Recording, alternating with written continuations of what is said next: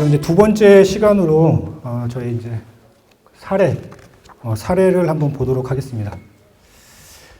이 사례 내용은 방금 아까 제가 그 첫 번째 시간에 그 설명드렸던 내용들 뭐 복습하는 건데요. 한번 보시죠. 뭐 이렇게 글로만 쭉 써 있으면은 좀 지루하셨을 수도 있는데 숫자를 보면은 좀 집중이 되시겠죠. 네, 한번 보시죠. 아까 잠깐 설명드렸는데 우리 홍길동 연구원이 300만 원으로 12개월 참여를 하는데 1월에서 6월까지는 40%, 7월에서 12월까지는 100%로 변경을 해서 지급을 했다. 그런데 인건비 계상률 변경 등록을 누락을 해서 RCMS의 인건비 계상률이 1월부터 12월까지 40% 이렇게 돼 있으면 회계법인에서는 300만 원에 40%에 12개월치 그러면 1,440만 원까지만 인건비를 홍길동한테 인정을 해주는데 우리 회사는 120만 원에 6개월, 300만 원에 6개월 해서 2,520만 원을 줬으니 빼면 얼마죠? 이게 한 1,080만 원인가요? 1,080만 원 불인정 이제 이렇게 되는 거죠. 인건비 과다 지급 이렇게 해서요. 관련된 기준은 제가 요 오른쪽 편 하단에 그 근거 기준들은 그 기재를 해놨으니까 같이 규정 보면서 요 사례를 한번 보시면 될 것 같아요. 신규 인력에 대한 현금 인건비 예산으로 3,600만 원을 편성을 했다. 근데 신규 채용이 안 되다 보니 10월 초가 돼서야 신규 채용이 돼서 10, 11, 12, 3개월 동안 300만 원씩 900만 원을 지급했다. 그 처음에 예산이 3,600이었는데 900만 원만 지급을 했으니 2,700만 원이 그러니까 남겨졌을 거잖아요. 그대로 반납할 거면 모르겠는데 2,700만 원이 아까우니까 다른 걸로 쓰려고 하면 제가 아까 뭐 해야 된다고 그랬죠? 사전 승인 받으셔야 된다고 그랬죠? 근데 이분은 그러니까 승인이 아니라 통보성 변경으로 예산 변경만 하고 재료비로 전용해서 썼다. 그러면 2,700만 원 불인정 이렇게 되는 거죠. 승인 없이 타용도 전용 이렇게 해서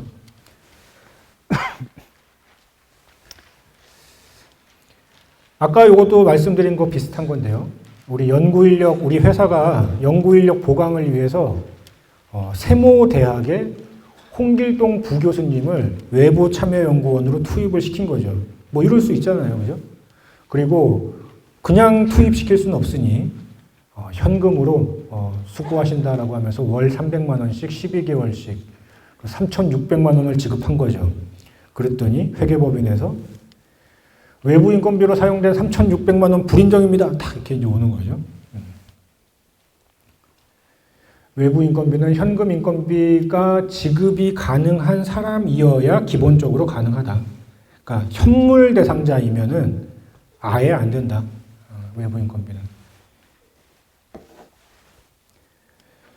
요것도 아까 설명드린 내용인데요. 우리 회사 급여 지급일이 매월 25일입니다. 그런데 3월 25일에 급여를 지급하기 위해서 우리 RCMS에서 3월 24일 날 선자계자이체로 인건비 1,000만 원을 이제 선자계자이체 받은 거죠. 그리고 그 돈을 합쳐서 25일에 급여를 지급했다. 이랬더니 회계법인에서 이러는 거죠. 선자계자이체 받은 1,000만 원은 보건 조치하세요. 딱 이렇게 나오는 겁니다. 상시 점검이나 이런 거 할 때. 그러면서 뭘 또 달라 그래요? 저희가 뭘 달라 그러냐면 이 1,000만 원을 혹시 회사가 지금 자체 자금이 부족하다 보니까 그러니까 결제 대금이나 이런 게 부족하다 보니까 RCMS에서 땡겨 쓴 건가? 이제 요게 궁금한 거예요, 저희는. 그러니까 이제 부정한 목적이 있어서 선자계자 이체를 했는지. 그래서 저희가 자금 유용 목적에 선자계자 이체였는지를 보기 위해서 아마 회사에 뭐 예금 원장이나 뭐 이런 거를 달라고 한번 해볼 거예요. 그럼 그걸 이제 제출을 하시고 나면 저희가 이제 보고 문제가 없구나, 이게 뭐 유용 목적으로 하시려는 건 아니었구나 하면 다시 재집행하시오, 이렇게 아마 안내를 드릴 거고, 봤더니 뭔가 자금 유용 목적으로 그런 거다 그러면 저희가 아마 전문기관에 보고를 해서 뭔가 예외적으로 이제 뭐 제재나 이런 조치가 아마 나가게 될 걸로 생각하시면 되겠습니다. 그러니까 즉 선자계자이체를 받으면 이렇게 복잡한 일들이 생기게 된다. 그래서 선자계자이체 하시면 절대 안 된다. 우리 회사가 12월 31일이 종료가 되는데, 우리 단계가 12월 31일 날 종료가 되는데, 장비를 해외에서 수입하기로 했었어요. 근데 선적이 지연이 돼서 12월 2일에 수입 신고 후에 검수 처리가 됐다. 그러면 불인정이죠. 그죠? 지금 코로나 특별지침 적용하더라도 1개월 전까지는 들어왔어야 되는데 1개월 전까지 못 들어왔잖아요. 그죠? 11월 30일까지 들어왔으면 오케이인데 12월 1일 이후 들어왔으면 다 불인정입니다. 하루 이틀 늦었는데 좀 어떻게 안 될까요? 이제 이렇게 생각을 하는 건 아무 의미가 없죠. 하루가 늦어도 늦은 겁니다. 그냥 불인정입니다. 실제로 저희 정산할 때 모 대기업에서 딱 이틀 늦어가지고 한 뭐 1억 얼마가 이렇게 불인정된 경우도 있었어요.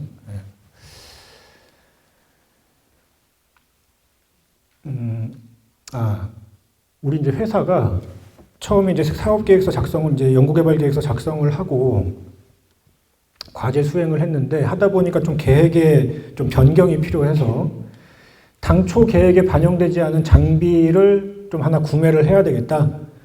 근데 이제 거래처에 물어본 거예요. 견적을 받아보니까 공급가가 2,800만 원이야.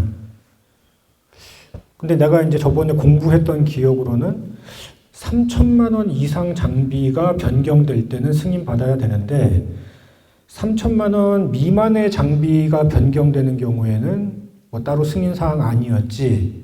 그래, 내가 그렇게 봤어. 근데 얘가 공급가 기준 2,800만 원이니까 얘 3천만 원 미만이네. 승인 안 받아도 되겠다 라고 생각하고 승인을 안 받고 그냥 구매했죠. 그랬더니 불인정 이러는 거죠. 2,800만 원. 야, 3천만 원 이상만 뭐 변경될 때 승인 받으려면 2,800인데 왜 불인정해? 그랬더니 이때 얘기하는 3천만 원 기준은 부가가치세 및 부대 비용을 포함한 금액으로 판단한다. 이렇게 돼 있는 겁니다. 그래서 우리 기업분들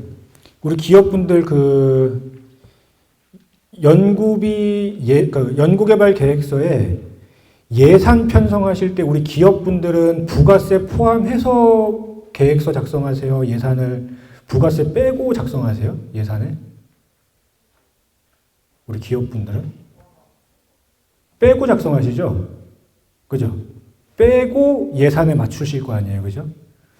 그러니까 우리가 만약에 우리 예산으로 이제 2,800만 원짜리 장비다 이러면 3천만 원 넘는 장비예요. 그거는. 그러니까 2,800으로 내가 예산을 잡아놨어도 요걸 안 사게 됐다. 그러면 3천만 원짜리를 구매 변경하는 사유가 생긴 겁니다. 요 부가세 포함해서 따진다. 부대 비용까지 포함해서 따진다. 3천만 원. 우리가 이제 장비를 현물로 부담하기로 했어요. 그래서 민간 부담금이 있고 해서 민간 부담금을 부담을 해야 되는데 우리가 장비가 몇 개 없네. 이게 지금 부담할 장비가 별로 없어서 민간 부담금 현물로 낼 게 얼마 없네. 봤더니 16년 1월 1일에 1억에 구매한 장비가 있었어요. 근데 내용연수 10년으로 16년 1월 1일에 구입했으니까 23년 초 기준으로는 장부가가 아직 3천만 원이 살아있어. 이야, 요거다. 우리 부족한 이 현물 부담금을 얘로 채우자 해서 했더니 얘는 안 됩니다. 그러는 거죠. 왜냐 보니까 현물로 투입이 되려면은 구입 완료일로부터 과제 시작일이 5년 이내여야 된다. 5년 이내여야 되고 잔여 내용 연수도 과제 기간 종료일까지는 잔여 내용 연수가 남아 있어야 됩니다. 그리고 장비의 경우는 구입가의 20%까지만 이렇게 쓸 수가 있다.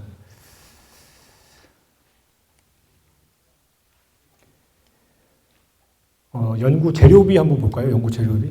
연구 재료비. 우리 이제 책임자분께서 과제 종료일을 이제 목전에 두시고 연구비 예산이 지금 어떻게 돼 있는지를 한번 점검을 하신 거예요. 그걸 봤더니 뭐야? 재료비 예산 1,000만 원이 아직 남아 있네. 이거 아직까지 못 쓰고 뭐 한 거야? 그래서 이 1,000만 원을 왜 남겨둔 건지 이제 너무 이제 아까운 거죠. 그래서 이 종료일까지 남은 1,000만 원을 재료비로 몽땅 소진을 하자. 이제 이렇게 계획을 세우고 잘 아는 거래처에 12월 31일까지 이 1,000만 원의 연구 재료를 납품을 좀 해달라. 그리고 세금 계산서를 발행해달라.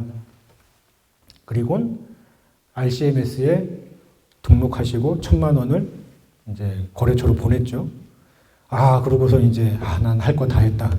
내가 올해 연구비 예산은 내가 관리할 게 다 끝났다. 그리고는 연구개발 기간 종료일 이후에 이제 그 재료를 이제 투입을 한 거예요. 종료일 시점에는 이제 창고에 보관하고 있었죠. 그 재료 1,000만 원어치를. 그랬는데 이제 우리 전문기관에서 1월 2일 날 현장 실사를 나왔어요. 현장 실사를 나와서 12월 31일 날 구매한 이 재료는 어디 있습니까? 그랬더니 자신 있게 이 창고를 딱 보여주면서 창고에 있습니다. 1,000만 원어치 여기 있어요. 그랬더니 전문기관에서 이제 불인정 이러는 거죠. 왜냐? 연구개발 결과에 투입 및 기여가 되지 않았기 때문에 연구개발기관 내에 사용되지 않은 재료비다. 창고에 있는 거는 쓴 게 아닙니다. 쓴 게 아니에요. 그래서 써야 인정된다. 기간 내에. 우리 주관기관과 공동연구개발기관 간에 이제 시제품 제작을 했다. 원래 하던 대로 시제품 제작을 의뢰를 하고 현금 지급을 했더니 수행기간 간 거래다라고 하면서 이제 불인정 이렇게 되는 거죠. 그래서 수행기간 간 거래는 안 된다. 이런 시제품 제작비 이런 것들 하시면 안 된다. 아까 말씀드렸죠. 공동 비영리기관 공동 활용을 위한 그 장비 사용료라든지 또 시험 검사 분석 비용 이런 것만 예외적으로 수행기간 간 거래가 인정된다. 다음 연구 활동비 한번 보시죠. 우리 회사가 일단 회사가 들어왔어. 일단 회사가 무슨 대학과 같이 컨소시엄을 하고 있는데 전문가 자문이 필요해요. 근데 우리 회사에서 보니까 우리 회사에 아시는 분도 많지 않고 해서 이 대학에 계시는 탁과 교수인 홍길동 교수님한테 좀 자문을 받았죠. 됩니까? 안 되죠. 우리 수행기관 간에는 전문가 자문료 지급도 안 되는 거예요. 수행기관 간 거래는. 수행기관 간 전문가 활용비 안 됩니다. 예외적으로 되는 게 상호 비영리 기관일 때 또는 비영리 기관 내부에서만 예외적인 그런 케이스가 있고 기업이 이렇게 수행기관 간에 어디 하나에라도 들어가 있으면 수행기관 간 전문가 활용비는 인정 안 된다. 다음 출장비. 자체 규정에 따라서 일비, 식비 정액으로 10,000원씩 지급받았다. 그런데 출장 중에 그 업체 사람하고 회의를 하면서 회의비 3만 원을 연구개발비로 계상을 했다. 이러면 출장식 때 10,000원은 불인정이다. 이제 중복 비용이죠. 출장식 때 회의비 중복되니까 중복되는 거는 빼야 된다. 또 연구활동비, 요건 연구실 운영비 얘기입니다. 아까 연구실 운영비, 비소모성 연구실 운영비 얘기인데요. 우리 회사는 연구실 냉난방을 위해서 원래 그 냉방기 한 대를 구매하기로 계획을 했어요. 그래서 협약 체결 시에 영리기관의 연구실 운영비 활용 관리 계획서를 작성을 해서 잘 제출했어요. 여기까지는 아주 잘했습니다. 그러면 이제 냉방기 한 대를 구매를 하실 수가 있어요. 그런데 하다 보니까 너무 더워. 그래서 한 대 더 필요해.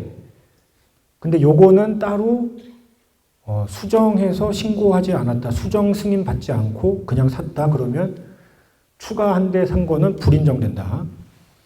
아까 말씀드렸죠. 그 연구실 운영비 변경되는 경우에는 사전 승인 받아야 된다. 근데 변경이라 함은 총 금액이 변경되거나 품목이 변경되거나 품목 수량이 특정 품목의 수량이 증가가 될 때는 다 사전 승인 받아야 된다. 이렇게 하고요. 아까 말씀드린 또 내용인데요. 우리 회사가 연구활동비의 그 밖의 비용으로 세금, 공과금, 공공요금 이게 사용이 가능하다라는 것을 보고 공과금, 통신료, 전기세 이런 거를 다 연구활동비로 썼더니 회계법인에서 직접비가 아니니까 안 된다. 아까 설명드렸죠. 개별 연구개발 과제로부터 직접 산출이 가능한 비용이 직접비입니다. 직접비. 우리 한번 볼까요? 직접비 개념이 연구개발 과제를 수행하는 데 소요되는 비용으로서 개별 연구개발 과제로부터 직접 산출할 수 있는 비용. 요게 이제 직접비인데 직접비 요건을 충족하지 못했다. 이렇게 보시면 되고요. 다음은 소프트웨어. 요것도 아까 제가 예를 들었던 거랑 동일한 얘기입니다. 사용 계약 기간이 6개월이다. 우리 과제는 3개월 남았다. 월 100만 원씩 6개월이니까 600만 원을 연구개발비로 썼다. 우리 과제는 3개월 남았다. 그러면 정산을 어떻게 받냐? 원래는 과제 기간 3개월을 초과하는 3개월 부분은 불인정인데 만약에 요 사용계약 기간 6개월이라는 기간이 최소 기간 단위임을 소명이 된다면 6개월치 전부가 인정이 된다. 그러니까 요 최소 기간으로 계약을 했냐 안 했냐가 중요한 겁니다. 요 밑에 거 한번 보시죠. 요거 이제 매입 부가세 얘기인데요. 우리 회사에서 회의비로 그러니까 부가세 포함해서 11만 원 연구비 카드로 사용을 했어요. 보통의 대부분의 회사는 아마 카드 사용분에 대해서 부가세 매입세 공제 신청을 안 하실 거예요. 그래서 우리는 환급받지 않았기 때문에 11만 원을 다 회의비로 신청을 했다. 그랬더니 회계법인에선 우리 회사가 신청을 하셨건 신청을 하지 않으셨건 환급이 가능하다면 다 빼셔야 됩니다. 그래서 만 원은 불인정합니다. 이렇게 하는 거죠. 실제 환급 여부에도 불구하고 환급 가능한 부가세는 다 빼야 된다. 그래서 요 부가세 금액 만 원만큼은 불인정을 한다. 다음은 연구수당입니다. 연구수당. 우리 규정을 한번 확인해 보니까 인건비의 20%까지 사용이 가능하구나. 우리 계획서에 이제 예산을 한번 봤더니 인건비 예산이 1억 원. 그래서 연구수당이 2천만 원 이렇게 예산이 편성이 돼 있던 거죠. 그런데 우리 회사가 신규 인력 채용이 지연이 되면서 인건비 예산 1억 중에 6천만 원만 사용하고 인건비 4천만 원이 잔액이 발생이 된 거죠. 그런데 이제 우리 홍길동 대리께서 깜빡하시고 연구수당은 그대로 2천만 원을 다 쓰셨다. 요러면 연구수당 한도는 아까 제가 실사용 인건비의 20%라고 그랬죠. 그죠? 실사용 인건비. 실사용 인건비 6천만 원. 6천만 원의 20%인 1,200만 원이 연구수당 사용 한도가 되는 거고, 그런데 2천만 원을 쓰셨으니까 초과된 800만 원은 불인정을 한다. 네, 이렇게 보시면 되겠습니다.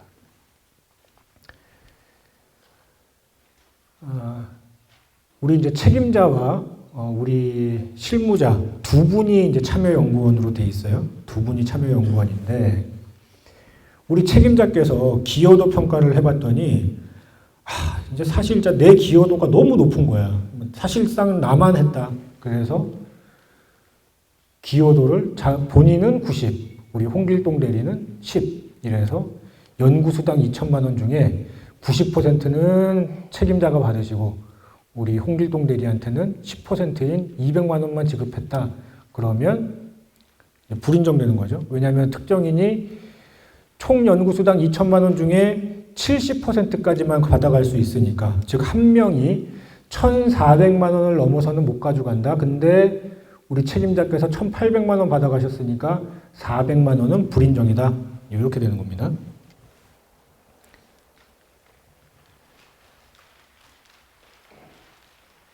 아까 그 연구수당이 직접비 사용 비율에 연동된다고 말씀을 드렸었는데, 그거 한번 보시죠.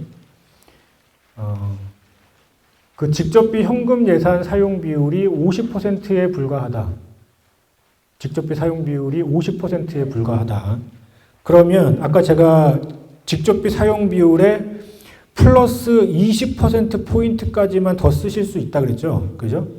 그러니까 50% 더하기 20%, 즉 70%까지 쓸 수 있다. 연구수당을. 뭐의 70%? 연구수당 예산금액 2천만 원의 70%인 연구수당 예산 2천만 원의 70%면 1,400만 원까지 쓸 수 있다. 연구수당을. 근데 회사는 2천만 원을 다 썼다. 100%를 다 썼다.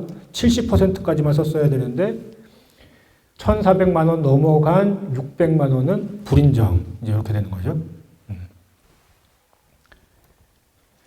또 연구수당은 인건비의 20%까지 지급이 가능하잖아요. 그죠? 아까 말씀드린 것처럼 이제 실사용 인건비의 20%까지 가능한데, 우리 인건비 중에 우리가 인건비를 이제 1억을 썼어요. 1억을 썼는데 우리가 한도를 초과해서 쓰신 거야. 그러니까 급여 대비 너무 많이 인건비를 주셨어요.